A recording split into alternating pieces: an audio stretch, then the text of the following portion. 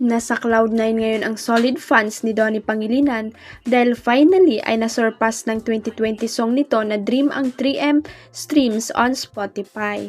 Ang chika sa social media, malaki raw ang suporta ng solid fans ni Donnie at ng Don Bill Bablis para tumaas ang views at stream ng old song ng aktor.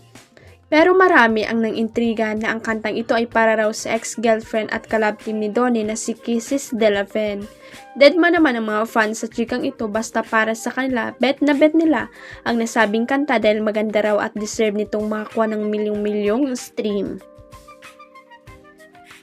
Dahil sa muling pagsikat ng lumandag kanta ni Donnie ay na-excite ang mga fan na muling mag-record ng bagong kanta, ang collab team ni Bel Mariano. Obviously, miss na nila ang pagiging singer at recording artist ni Donnie.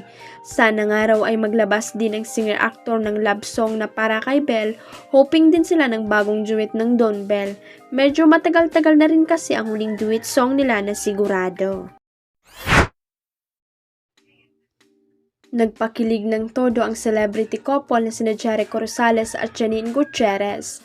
Hindi kasi nila pinalampas ang pagkakataong i-celebrate at ibandera ang kanilang first anniversary being together. Ang dalawa ay nagkaroon ng romantic getaway sa isang undisclosed location base sa ipinakitang Instagram video ng aktor.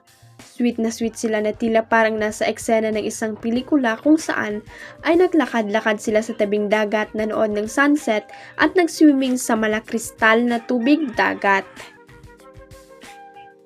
1 year and 1 day with this one ang caption ni Echo na talagang nagpakilig sa social media.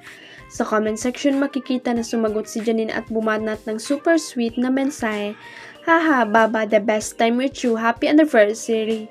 I love you. Red heart emoji, lad ng actress.